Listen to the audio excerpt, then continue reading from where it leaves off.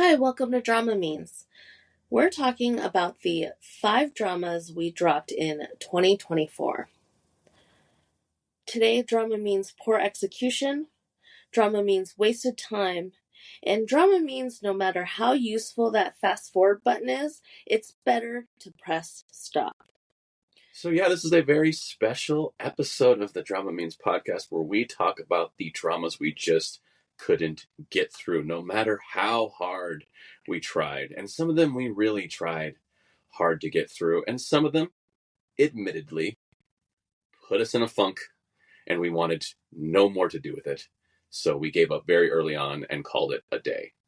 And don't get us wrong, we definitely dropped way more than 5 dramas, but if we, it would be like a 5-hour episode if we talked about everything we dropped. So if we get enough comments in the comment sections talking about how people want to hear about all the other ones we dropped, maybe we'll do another encore episode of dramas we dropped.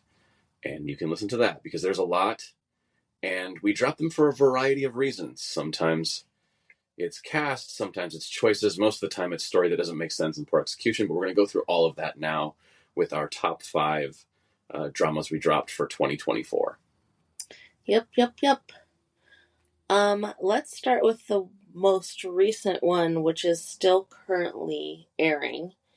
We only got through 13 episodes, and it's a 40-episode drama. This is a Chinese costume drama. Yes. It's called Melody of Golden Age. I thought I was going to like it. It's just so done before. Like everything, like every aspect of the premise and then the storyline, it's so like recycled. Like we've seen so many versions of this previously done that it was done better than this one. It's just not interesting, and it's not funny, it's not good. Everything's so boring. And I understand like it's summertime, so like a lot of the dramas and stuff that are airing are usually ones that they don't really care about because everyone's out doing whatever they're doing during the summer, so they're not really watching TV. We used to call this like summer rerun season, right? Like in America, at least, like that's when you got reruns of shows because they weren't even willing to release something new and waste it, in prime time during the summertime. No one's home to watch it. And so now, at least, with streaming services and, international streaming services, we're getting content from all over the world. They do release things in the summer, but I think we have to still be honest with ourselves. It's usually not the cream of the crop that's being released midsummer. Yeah, like I am so bored right now. Like there are stuff that's like newly airing, and there are stuff that's like, oh, I could possibly watch it, but like everything just seems so blah. Like there are a few things that I have been like excited to watch. Like I hear the Sunspot, like every week I'm like excited to watch it, although next week is the last episode. So Then you'll be really bored. Then I'll be extra bored. Yeah. I mean, there are things that we're watching that we're enjoying right now, but this one wasn't one of them. No, it's not. You know what the problem is with this and many of these costume dramas I find is that some of them just don't feel like they have a premise. Like it just feels like someone was like, hey, let's do another costume drama and let's put these 2 actors people like in it. And you're like, what's it about? I don't know, like, it's about olden times and stuff. And then, like you say, everything in it is just another version of a meet cute. It's another version of, oh, look at the character being likable. Oh, look at the character being bumbly. Look at the character doing a smart thing. And then they're just figuring out those scenes, like they're figuring out scene work. And you're like, yeah, no, but I've seen this scene before. Well, so I do have to say that this is based off of a book. Whoop-de-doo, books don't have premises either. Well, that's the whole thing is like, as you know, I read a lot of web novels, and there's just so much content out there, and a lot of it is very similar to other things that I've read. And this is the same as in terms of like, it's so similar. It's almost copy and paste with other dramas, books, whatever, and it's just like the same thing over and over again, except for, okay, I like Ryan Ding, like he's the male lead in this drama. The girl is like, we've seen her before. She was in Detective Chinatown. She was like the young girl that follows Choja's character around, right? um she's fine, she's okay. I'm not getting much charisma from her in this drama. And there's definitely not chemistry between the two actors. It is like a little weird. She's like 19 years old, and like Ryan Ding is like 28 or 29. So like there's a giant age gap between them, and I don't feel any kind of chemistry. I don't feel any like character development. They're so like bland. And then also, like, her character is kind of obnoxious. Like, yeah, she's good at, like, detective work, and, like, I don't even really know what her role is because supposedly she's, like, some kind of administrative assistant at, like, the magistrate's office or whatever, like, the detectives, whatever. But, like, generic detectiving. Yeah. But like she like does coroner stuff. Like it also is just like, oh, but like her Sifu, her master or whatever, is like, trains her into how like doing all this stuff. But like her role is so like she doesn't actually have a role. Like she's not the coroner. She's not like a detective. She's just kind of there, and she does this stuff because she's really curious and she wants to like, you know, uphold justice for like the victims. Yeah. And it's just okay, whatever. We've seen it way better, acted better, written better, done better. It's just That does sound like it reminds me of shows where you think of a show like Bones or a show like CSI where, well, we want to do a show about CSI, but then you're like, well, yeah, but CSIs don't go out into the field with guns. And they're like, yeah, but forget that part because we also want our characters to go out in the field with guns. And you're like, I know, but now they're not CSI. They're just cops that also work in a lab. So you sometimes like want your cake and eat it too. Like you want your interesting premise, but then where's the danger coming from? Because if you're in your office like examining bugs all the time and looking at larvae, like you're not really like getting chased by serial killers very often. So I get the want, but at some point you're like, does this make sense? Does this make sense? It also sounds like this one, I don't know, in my limited remembering of it, just doesn't give you anything to hold on to that like makes you come back. Yeah. I feel like these ones really need, I think like what I mean by like a pitch or a premise, like you need the reason, like what's the central mystery that they're trying to solve, or what's the character dynamic we just have to see more, and like just something that makes you go, oh, I have to go back and watch this one over the millions of other ones just like it. Yeah. So this was like supposed to be my drama that I'm like, okay, I finished everything that is currently airing, like all the new episodes. I have nothing else to watch. Nothing else is interesting. I'll maybe put it on for some sound and kind of listen to it. And then I'm like kind of half ass watching it. And I just like don't care like if I miss anything. And as I say, like there's parts where I'm just like, okay, I'm ready to fast forward this. But like there's what really did it for me, and I'm just like, it made me roll my eyes so hard that I was like, ah, fuck it, I'm not watching it anymore. Was literally like they get to a point, and she's so like weirdly obstinate, and I just like I don't understand her character. Like she's kind of just like bratty, and then he's like overly like stoic, like, which I hate those characters, right? Those like really mean to be mean characters and like can't say anything that they're thinking, right? But anyway, there's like this new case that's gonna start where this girl like kind of approaches them like out, well, the guy on the street, and was like, oh, there's something wrong and you have to go check into my family's case. And then later, well, he takes the evidence and then shoos her away. And then someone like comes and like tries to kill her or whatever. And so then now now they're like, oh, we really have to open this case. And then of course she gets all like interested because it's a case that she, you know, if there's a case, she wants to go and solve it or whatever. And so, but then the girl's like, I've wanted to marry you since I was young, and I thought that since you stayed single this whole time, you were waiting for me, as if he fucking knows who she is, right?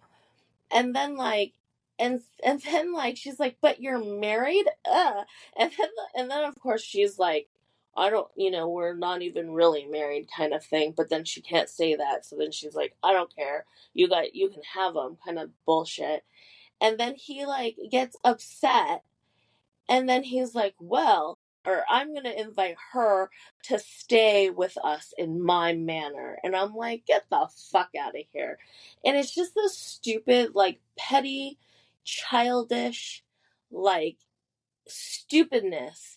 And it's literally like, oh, let me create something that's going to fuck me over in the future. And it's just stupid, right? Well, it's the definition of a contrivance. Like, it's the Yeah. definition of how do we contrive a bunch of drama and conflict between characters? Well, we have to invent something completely inorganic in order to do it. Inorganic, and like just the characters being dumb. Like, I hate dumb characters, and they're like the epitome of dumb characters. Like, I don't care how good they are at solving crimes or whatever, but like they just like do really illogical stuff. There is this Cantonese saying, it's 捉隻老鼠落米缸, right? And it's literally like, oh, putting a mouse in your rice pot, right? So it's literally like, so the mouse can eat all your food, right? And it's like, it's so counterintuitive to yourself. We would use the term, it's not quite the same, but like in a writer's room, people will always talk about, oh, you've been hoisted on your own petard. I also can't remember what a petard is, but it's not like a canceled word, so don't worry about it. But like, that's hoisting yourself on your own petard, which basically means like your evil doings come back to haunt you. Yeah. But rather than it's just your evil doings, like you've done your evil to yourself. Yeah. In order to undo yourself. So you've hoisted yourself upon your own petard. Yeah. So there you go. There's a nice... or like shooting yourself in the foot. Or pretty whatever. much shooting yourself in the foot. But it's even more than that, because shooting yourself in the foot's direct. It would be literally like cutting the rope on the 1,000-pound anvil above your bed so that like next week it'll fall on your head. Like, you're like, wait, why did you do that? Because like there's no other purpose. It's not even a quick death. It's just someday in the future this thing will fall on my head, and oh, it'll be so tragic when it does. Yeah. Okay, we have to move on. We can't talk much about this one the whole time. Yes, anyway, but that is the exact reason why I dropped that one. So number 2, I don't often talk about titles of shows because things can get lost in translation. Mm-hmm. And also sometimes something that has a joke or a hidden meaning in one culture doesn't really translate. Mm-hmm. But I'm sorry, Serendipity's Embrace is the stupidest title I've ever heard for something that doesn't have people wearing old-timey clothing. like a British costume drama, calling it Serendipity's Embrace, and it's like, you know, the sequel to some freaking classic novel. Okay, but a modern day drama? This is a horrible title. Whatever it is with the title, like, let's not even think about that. It's just literally, and I feel bad because, I mean, it has 8 episodes. We watched 2, and I was so over it. Like, why? Why was it made? No, again, of course, I have such an issue with this whole, like, you know, first love. Like, this, like, emphasis on, like, first love is, like, so beautiful and so amazing, and for you to be together with your first love or end up with your first love is so weird to me. Yeah, especially because it happens so young before your brain even develops. And then that still like plagues you in your adult life. Yeah, like after all, like 10 years, and you're so like hung up. It's disturbing to a point that you're so hung up over this one person. We've talked about this before, and I think sometimes maybe people out there listening will be like, oh, you're against high school sweethearts. And I don't think that's it. I think if you met in high school and then you get married and you have kids and you're like soulmates and you're partners and that you just happen to find that connection, like that's awesome. That's really like incredible that you were able to find a partner that early in your life that was with you for your whole life. I think the issue we have is that that bond wasn't strong enough to be a love to begin with. So then why are you still thinking about it when you're 26? Yeah. Like you're thinking about a 10-year-old love, and it wasn't strong enough to prevent you from going abroad and studying or going wherever it is, whatever thing that kept you apart. Like I had friends almost not like go to the army and not like meet their commitments for the army because of their high school girlfriends and things like that. You make those decisions. So I think that's where, at least me, it rubs me the wrong way. So I'm like, well, it wasn't that strong a love because you haven't seen each other in a decade. Yeah. In the beginning, where, like she walks in and she supposedly thinks that she's like going on a blind date or whatever, and like she sits at this guy's table, which like they're trying to make it seem like, oh, she doesn't remember him, right? And so she has this weird, awkward, like, it's so weird too, because I know it's a blind date, you don't know how he looks or whatever, but like, you would ask first. Yes. You would Everything is wrong with that first. Yeah. And you would ask like the stranger if like they're who they are and who you're supposed to be meeting before you sit down and like just have like weird, like saying weird things, and then also like, but it turns out that she actually did know who he was. So then why the fuck did she sit down? Just to get his attention? But then if that was what you wanted and you just wanted to get his attention, then you should have just fucking got his attention. It's just like that scene made absolutely no sense whatsoever. But then they made it like, oh, it's such a coincidence. It's serendipity. No, it's not. It's not fucking serendipity. Like she made a conscious like choice to go approach him specifically and sit at his table just to get noticed by him. Well, it's serendipity in the way that if I guess they're both on blind dates in the same cafe, and that just feels like coincidence, not serendipity anymore, I guess. But then like later you don't acknowledge him, right, at the fucking food stall. And then like and then he's like, hey, you don't know who I am? You don't remember me? And she's like, do I have to remember you? Like, fucking bitch you right off the bat. Like, I did not understand why she was so shitty to him. Yeah. Like, that didn't make any sense. I want to go back. I have a whole rant for the first scene. Okay, because to me, that's what is wrong with the show mostly, is that, and we've talked about this before a lot on this podcast, about directors and writers who create scenes just so that scene works, but outside of just the scene, it doesn't work anymore. So if you were to look at the first scene, he's sitting there. She walks in. She sees him sitting there. She walks over. She sits down, and she is having a blind date.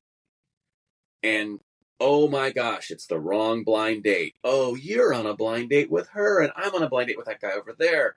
And we realize the guy recognizes who she is. Okay, then that scene ends. And then later we learn, no, she knows exactly who he is. Well, now that first scene no longer makes any sense because she sees someone she recognizes in a cafe. She knows she's not supposed to be there to meet him. She knows that. But yet she sits down, doesn't behave like a human being, behaves like someone the writer and director need her to behave like to get whatever cool little like joke that they're both high-fiving each other behind the camera going, oh, this is so good. This is so interesting. It's not. It's weird, and it makes the characters now not human beings anymore. Then she gets up and leaves, and then we're like, wait, but if she knew who he was, she would have behaved 100% differently unless she has a massive motive to behave that way. Like, oh, she's screwing with him. Like there's some sort of rivals and she's really messing with his head by not remembering him. But that goes away as soon as she just like, not really. Like she's bitchy to him, but not for that reason. Just in general. Like that's what I thought they were going for. Is like, oh, she's fucking with him. Like he did something and she's screwing with him. And then kind of like, nah, not that either. She's just kind of being a bitch. Yeah. So it's just like the characters are like so contrived. Everything is contrived. I didn't find any chemistry between the actors. Also, I don't really like the guy. I may be like the only one out there. Maybe a lot of people love this guy. I don't get him. I don't. He has no charisma for me. He's just kind of dopey. He's not that good of an actor. I don't know. I also watched him in I Love You, and it's like a Japanese Korean like collaboration. And I also dropped that one. And again, he was also weird and awkward in that one too. Like I don't understand that actor. He's I don't know. He's not it. I agree. I don't think anything about this show was it. Yeah. And then like the weird like friend thing. The friend having the crush on him. And then like but like she had such like an entitlement over him, like oh, like an ownership? Yeah. And I'm like, who the fuck told you he was interested at all? Like it's been 10 years. He didn't even try to like contact you. Like why would you think, "Oh, he's going to freaking ask me on a date this weekend. Let me keep my weekend completely open." Like it's just like, and what? Then, and is his fault when he doesn't ask her on a date? I'm like you're still behaving like you're in junior high or high school. Yes. Aren't you guys supposed to be adults now? Yes, every character was acting as if they're still in high school. I'm like, 10 years have passed. You're adults. You're working adults. Like, why aren't you behaving like working adults? And I also felt like nobody was behaving in a way to get anything they wanted. But also, the only one who really wanted anything was the friend. Yeah. Like, she wanted to hook up with the dude, but then she doesn't really do anything about it other than invite him to drinks and then gets so drunk she can't have a conversation with him. Yeah. Oh, but she was nervous and her friend wasn't there. Still, like, what? Like, how did getting blackout drunk and embarrass yourself help you accomplish your goal? Yeah. Like, it's just so sloppy and messy. There's other, like, things about this drama that kind of got me too, and, like, they're, like, hiding things, but they're not explaining the things they're hiding enough to make it make any sense. There's no chemistry between anybody. I don't know what anyone is doing, what anyone is striving for. I don't know what anyone wants in life or out of this show, other than maybe these two leads are supposed to be together because they're the two leads of the show. Yeah. But, like, what a colossal mess. 2 episodes we made it. 2 entire episodes. And I was like, no more. It was getting like cringy, and I just like, it just made me feel uncomfortable and awful, and I just like, ugh, I can't watch this. We suffered to the end of the second episode. Like, it was yes. Turning off halfway through. And if you try to start fast forwarding a series 2 episodes in, just drop it. It's not going to get better. Yeah. Just cut bait. Get out of there. And it's funny enough that I, after we dropped it, I'll like go in the comment section or like, I have some like, you know, TikTok drama, like friends, and they're like, a lot of them are like, yeah, we dropped it. Yeah. It's not good. Yeah. And I know people were like, had high expectations for it, and it's just not good. All right. So here's the big one. We made it to 22 episodes of this drama. It's Fox Spirit Matchmaker, Your Home. It's like, oh, I have thoughts. This one, it's so weird because I watched the animation of it, and it's all about this like little fox spirit, and she's like trying to like matchmake all these different like couples, and then they have this like, you know, reincarnation type backstory, and then like I believe it was Your Home Story that was like the like her reincarnation, and it was so like relationship centric. Could you say possibly it was because the title has the word matchmaker in it? Yeah, How much matchmaking do they do in this series? barely any. No, none. The answer is none. They do none matchmaking. The show is fucking called Fox Spirit Matchmaker, and they don't. 22 episodes I'm wasting on the show, and they've matchmaked nobody. Nobody. And it doesn't count the people that pray to the tree and then get tied together. That doesn't fucking count because you are supposed to be a Fox Spirit matchmaker. That is your job, to matchmake people. And instead, you sit in your house all day and complain and whine about your past and stare longingly into the stars and worry about the blackness from within the tree. Shut the fuck up and matchmake someone, you dumb fucking moron. You don't get to call a show Fox Spirit Matchmaker and do no matchmaking, just like you can't call a show Murder McMurderson and don't murder anybody. Like, I'm sorry, if I greenlit the show tomorrow that was like Murder McMurderson, 7 o'clock on Mondays, and then you tuned in and it was just people sitting in flowered fields reading each other poetry, you'd be a little pissed off. I'm just imagining the show that's called Murder McMurders. I think you should make a poster for it and then we can post it on our Instagram. Murder McMurderson. Created Mondays at 7 p.m. I'm just saying that got me. I just kept waiting for the matchmaking to happen. I get it. You have to like introduce characters. You have to do all this groundwork and stuff. But at some point, the show is called Fox Spirits Match. I don't even care. There's matchmakers in the title. And like it's like literally their first couple that they're supposed to like matchmake. The fucking girl dies. I know, it's the worst. And then the other one who like I think there's another couple who are like aiming at each other, but no one's matchmaking them. They're just doing it themselves. Yeah, it totally, and literally like they spend so much time on the evil fox lady and like that guy, that dumb moron guy with all the black smoke all around him and stuff.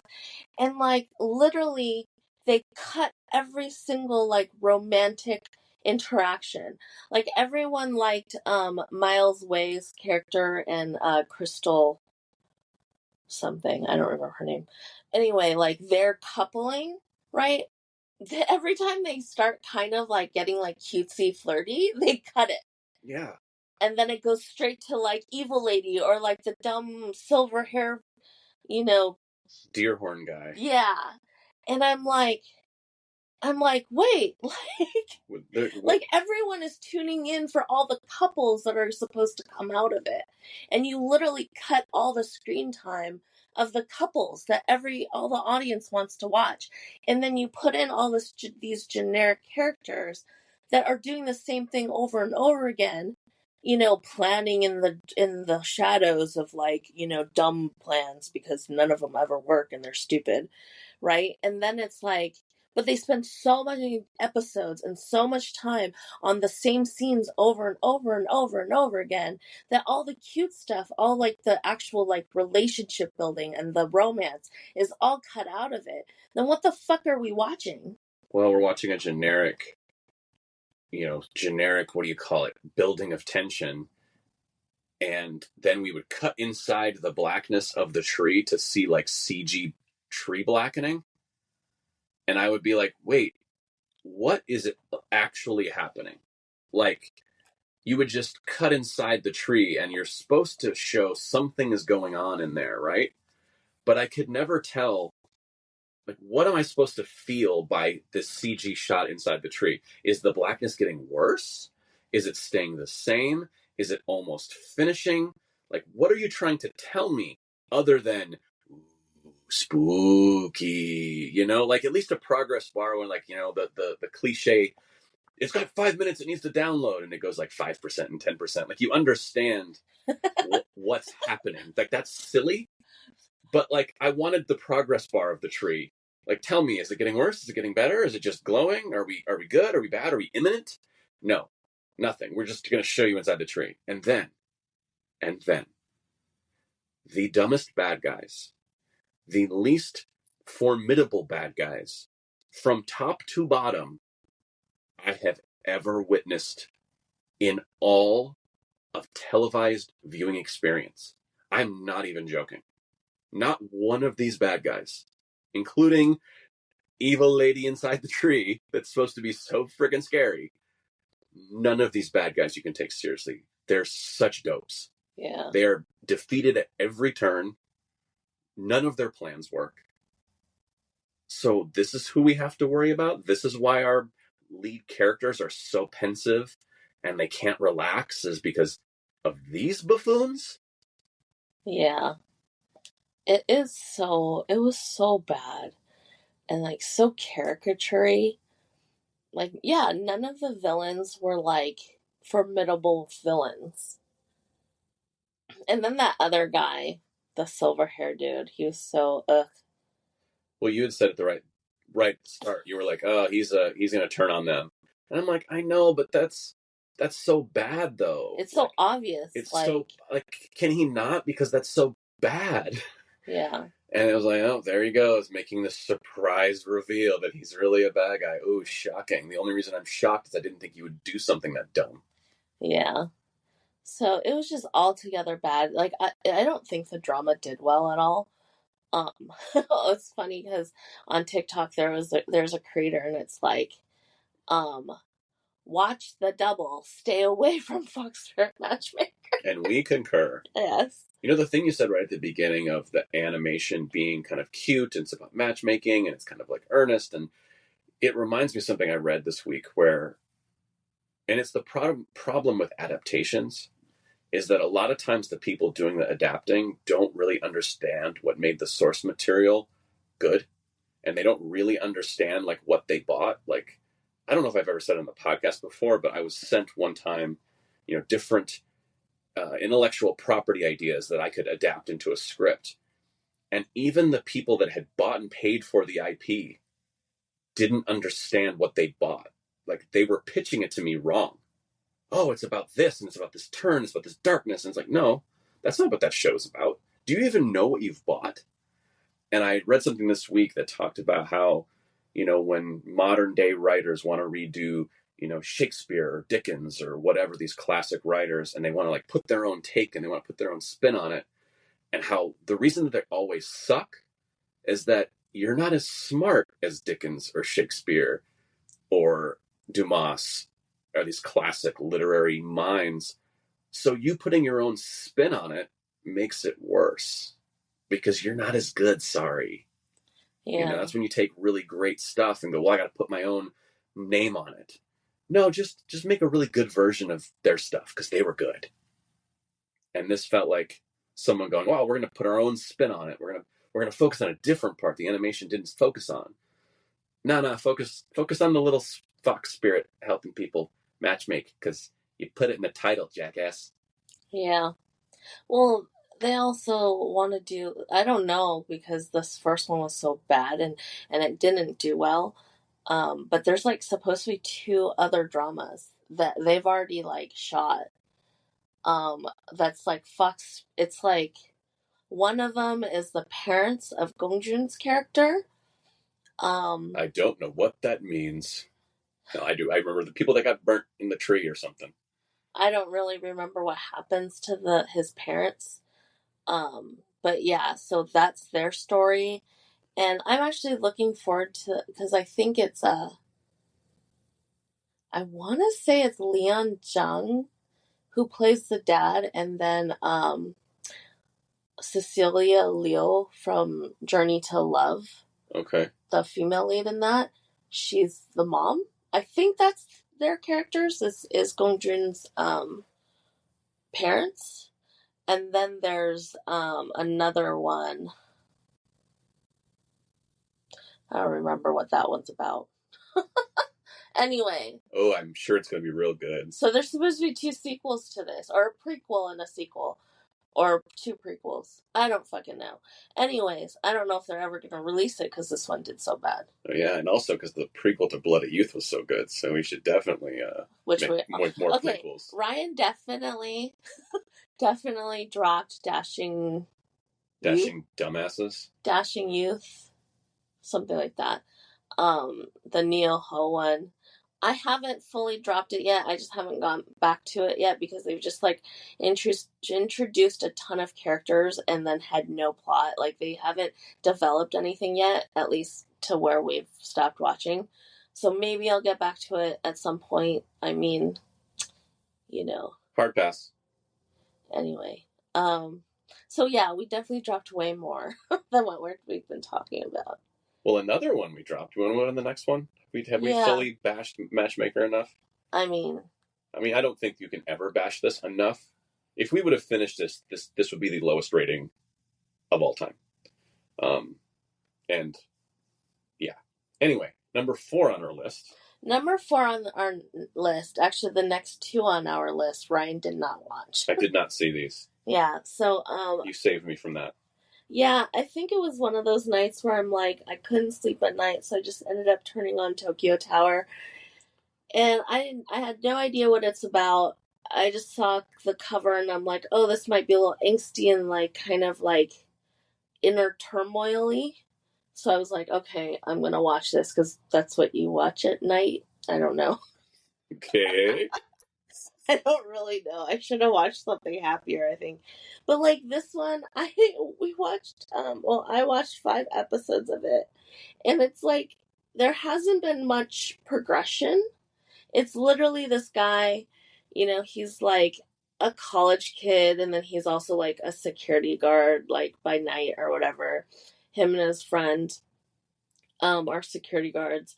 And so he ends up, while he was like walking down a street, there's a cat underneath this woman's car. And she's like, oh, there's a cat under my car. And he helps her get the cat. And so then like he automatically starts kind of finding her attractive or whatever. And then he finds out she's like a married woman. And then they proceed to have an affair. But like literally is like the most boring like interactions. Like it wasn't sultry. It wasn't like forbidden. It didn't even feel forbidden. Like it just felt like really fucking boring vanilla sex. He found a lost cat and led him to affair with an old married lady. And she's not that old, but like older than him. Yes. And like it's just also like her character seems so pretentious. But he's so infatuated with her pretentiousness. And like it's just so okay, whatever. But like from their dinners together to their sex, it was so fucking boring. Like it put me to sleep, which I guess was good because I couldn't sleep at night and then I watched this and I fucking fell asleep. So maybe that works. And then like his little friend, his college friend that also does the security guard work, like gets all jealous of him because he's like having an affair with a married woman, that he decides that he's gonna hit on the mom of this girl that he's tutoring. Right? Because that's what you do when you're jealous of your friend's affair with a married woman. You're like, I need some married woman too. Yeah, and it was so like it's just it was bad. I was like, I can't even believe I watched 5 episodes of it, but it was just like, why? Like, why did we make this? Like, what was the reason to make this drama? Because it wasn't even like, sometimes when like, oh, it's an affair and it's forbidden love and it's very angsty and like this inner turmoil and like, I want to, but I shouldn't. Yeah, like why do I want to so bad? What does it say about me? Am I a horrible person? Oh. There was nothing in it that was interesting. It was like literally watching water boil.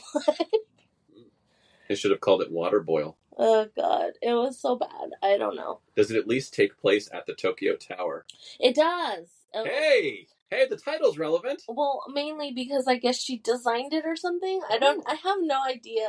Well, now I understand why he's infatuated with her. Well, she talks about like the design of it and like why it was designed the way it was and blah blah blah and just boring bullshit. And then again, she was super pretentious. And then yeah.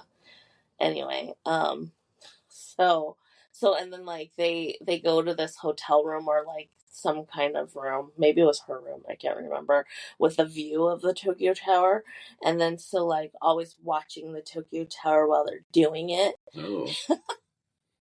It has aphrodisiac qualities. Oh god, it was so The Tokyo Tower is the one that looks like the Eiffel Tower, right? Yeah. Yeah. So I mean, it's like all lit up at night. It's nice and glowy. It's sexy. I guess. Anyway, I don't recommend watching that. It's boring as fuck. Oh, there we go. Number 5. Number 5 is Monster Next Door, and I was kind of hoping that it was going to be cutesy, like lighthearted watch, like without having to think very much, which is true. You don't have to think very much to watch it. So if you want to watch it for like when you're folding laundry or when you're like not paying attention, sure, put it on. But it was so like no chemistry. Honestly, for me, it was too slow. It didn't get anywhere fast enough. Was this a Thai BL? Yes, it's a Thai BL, and it's just about this very introverted, social anxiety ridden college guy and another college senior. They're like next door neighbors in the dorms. And one night his next door neighbor accidentally like sets fire to his unit, and so like there's like a whole fire alarm and stuff, and so he goes next door and pulls them out to like so they could like do the fire, like run out and do the fire drill and stuff. But he was wearing like a onesie or kigurumi, whatever you want to call it, like you do. And so the guy didn't really see his face. The introverted guy didn't see his face. Okay, I already hate it. So they, for a while they didn't really know like how each other looked. So they kind of like started with like post-it notes, like little messages for each other, and then like they started talking to each other on the balcony, and so they were kind of gonna start like a pseudo dating each other, but like not knowing how each other looks. Like not dating, like going out on dates, but like just getting to know each other, kind of dating. Uh-huh. And then finally they do, of course, they live next door to each other, so clearly they're going to run into each other when they're like at their front door. So they do meet each other, and then they start like hanging out, but then the introverted guy is very like he has trauma with his ex, where like all his ex's friends always like made fun of him and shit, which was super rude. And then also his ex was an a-hole. And then this new guy's different, and is more understanding. But what I really like, kind of it did it for me, was like this like wannabe who just wants like a lot of attention. So she wants to be like the in with all the cool kids. Okay. Kind of thing. So she was trying to get the socially introverted. I don't remember their names. Sorry. It's okay. When you watch 6 episodes, you're allowed not to know the characters' names. Anyway, so the introverted one, he's she like tries to get him to be on her like, lives and, TikToks or whatever. And then he's like, "No, I don't know you and I don't like you." And she kind of like runs away from her, right? And so then she gets all pissed at him and then like makes it like her purpose to like embarrass him, I guess. So then the senior, they're like at some school event or like kind of art exhibits type thing, and so then that girl comes and is like, "Oh, can you be on my live or whatever, like leave this, your friend's so boring," and blah blah blah, right? And then like, I'm sorry, and he was just like, he didn't like it clearly, but he like made her stop the video, and then like the guy left, the socially awkward one, he left already before this guy who had just told him he likes him has confessed that he likes him, right? And like he waited for the guy to leave, asked the girl to like stop her video, then told her off and was like, I don't like it when like you use me to try to be popular or whatever, right? And I'm like, why didn't you say that right away? Like, why didn't you stand up for the person you're into? Like, even if they're just your friend, like, even if you have no romantic feelings for him, like, why didn't you say, like, hey, that's really rude and disrespectful to treat my friend like that? Like, why would you think that it's okay to disrespect and like offend someone that I'm clearly friends with and I'm spending time with? Mm-hmm. Right? But he didn't say that. Like, he just stood there like a fucking idiot. Right? And clearly it was like he didn't like it on his face, but he should have said something. He should have stood up for the person that he likes. And then, of course, yeah, he goes after the guy or whatever, but like, Too late. Too late. Like, why didn't you do it there? Like, you waited for half an hour? Like, what the hell? You know, even if it was like 10 minutes, it was too long. Can I ask, what was the purpose of them not knowing what they looked like? what did that give to the drama that was so important that they went through this idea that he's wearing a kigurumi, and then they have to be like very like passing post-it notes. Like, what was so important that the filmmakers were protecting? Well, it was more his character, because his character was so introverted and he's very uncomfortable with meeting new people. So it was like he was uncomfortable with being attached to somebody that he didn't know yet. So he wanted to get to know, or he wanted the other guy to get to know him first before, like. I know, but how would that have changed if he would have seen his face in the first scene? Like they could have still had that same relationship of like, hey, no, I actually don't want to meet you face to face and have coffee because I'm socially awkward. It makes me really uncomfortable. Can we just proceed in the relationship in this way instead of just doing a normal like, hey, let's have a walk in the park? There's nothing awkward. I mean, it's a little awkward, I suppose, but like, there's nothing wrong with that. Telling someone that you may want to be interested in, like, hey, I'm not super comfortable just going right to this stage, right? Yeah. But what are they protecting by like, oh, I have no idea what he looks like, but I'm still gonna pass notes back and forth. Like it just feels like it gains nothing. It's just something that they thought was a cute idea, and then they have to like make him wear a kigurumi outside so that he doesn't see his face, and then they gotta pass notes without looking at each other, and it's like, well, that's why it's called Monster Next Door, because he was wearing a monster kigurumi.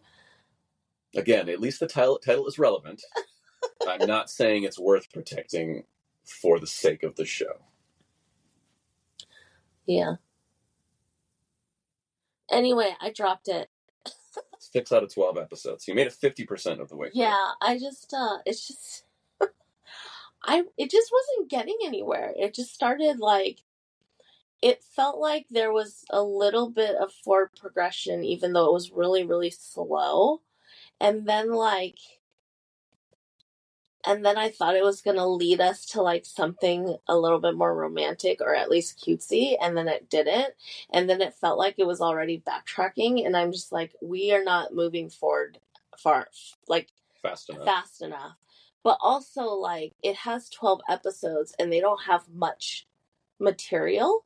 So that's why it's taking so long and a very repetitive, like the scenes where like they got to a point where they're already like, he's visiting him at basketball, and like, you know, they're eating together and stuff like that. And then it almost feels like, wait, that all just kind of dissipated, and then like some guy at the basketball court didn't know who the socially awkward guy is, even though like he's literally already introduced the socially awkward guy to his friends already. And it just felt like it was not, it was like going backward rather than forward. And I was just like, I'm done. I don't have another 6 episodes in me. Like, I don't want to waste my time. Yeah, sometimes you just have to say enough is enough. Stop being cheesy. That was so cheesy. Bringing the cheese. So that is it. Those are the ones that we dropped. I mean, clearly there's way more we dropped, but 5 that we wanted to bitch about. So, and if you liked them, that's fine. You can like them. But if you haven't set out and sat down to watch these, maybe put them at the bottom of your priority list. Well, our rec this week is an anti-rec. It's a recommend you don't watch. So it's like a bonus 6th episode or TV show drama that you should avoid. And it is called Journey to You. Not to be confused with Journey to Love, in which we liked most of until the horrible ending. But we liked most of that show. And unlike Journey to Love, Journey to You was not enjoyable. Although we did make it really, really fucking far. Really far through it, I feel like. I wanted to finish it just so we could do a podcast episode about it. And Mel was like, I can't get myself to watch any more of that. Okay, first of all, like literally from the beginning, I don't even know how I got that far. Because from the beginning, I was like, oh, this is so pretentious. It has Guo Jingming's, like, everything that he loves in it. Like, it's just his style. But he, as a director, I find so pretentious that, like, it's so cringy to me because he's so, like, full of himself. You know, and he only cares about visuals. He doesn't give a fuck about the story and, like, actual, like, real character development. Well, obviously, because the story was a big fat nothing burger.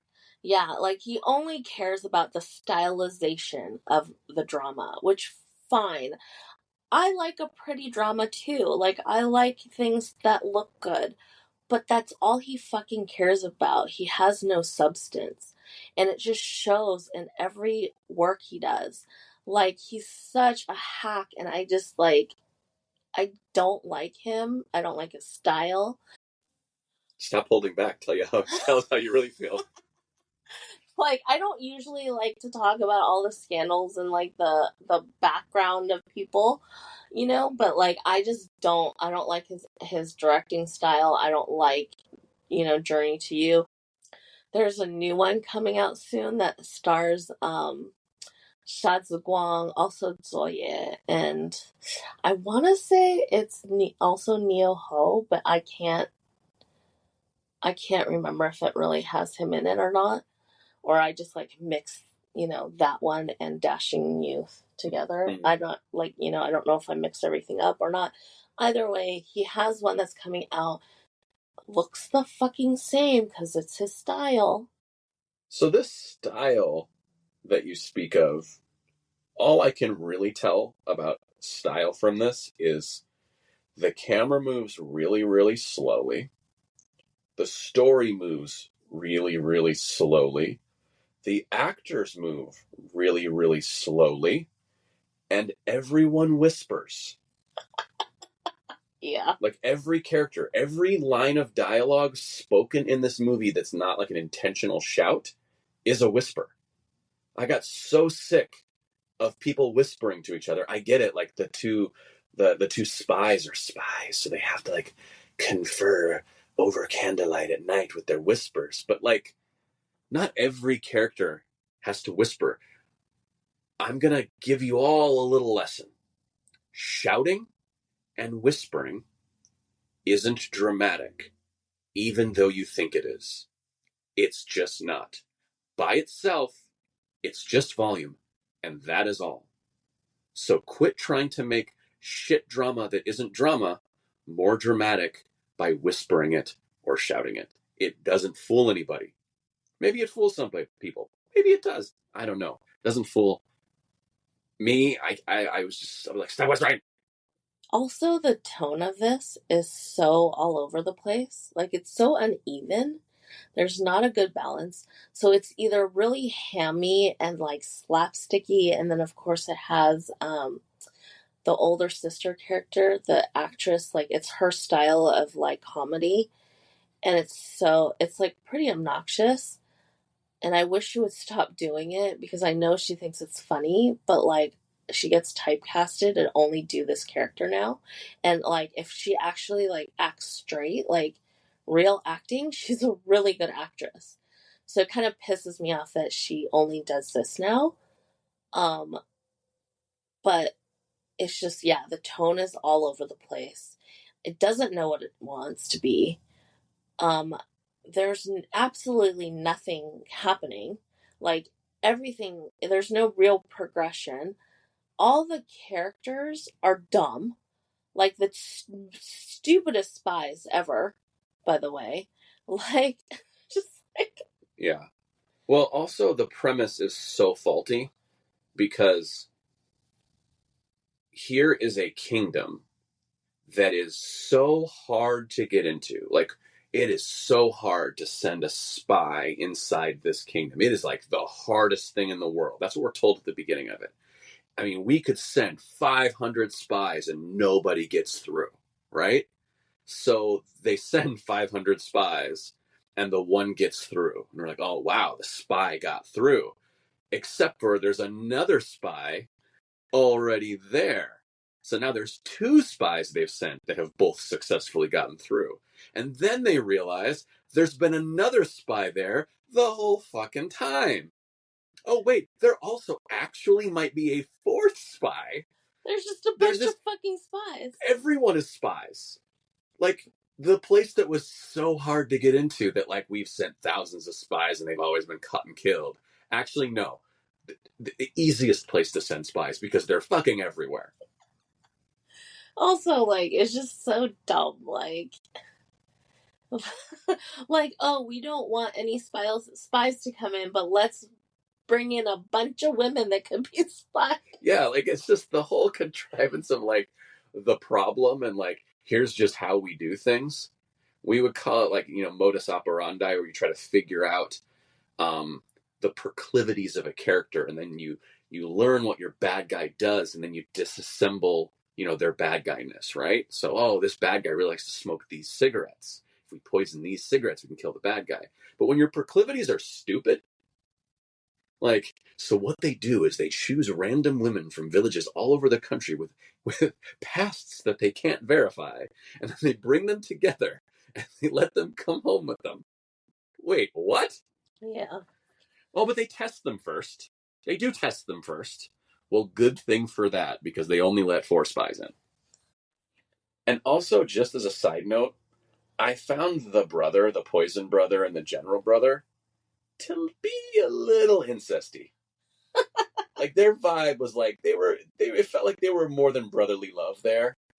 And I was like, why do these guys have such brother like fatuations? Like, it was just, I don't know. I don't if it was the tone, if it was the slow camera movements that started to get like almost feel romantic, which is just so wrong for everything that was going on. I was just like, I don't like it when these two are in scenes together. It makes me feel gross.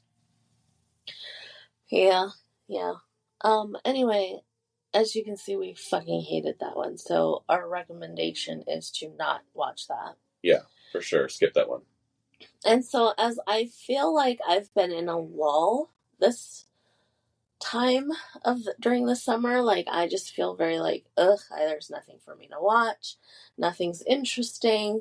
I'm like kind of feeling a little lethargic. I have been listening to an audiobook. Oh. Are you going to recommend an audiobook? I am going to recommend the audiobook. The only thing is, audiobook wise, it's in Mandarin. So on Himalaya. So if you have that, go ahead and check it out. But I have found the version where you can read it. And the thing is,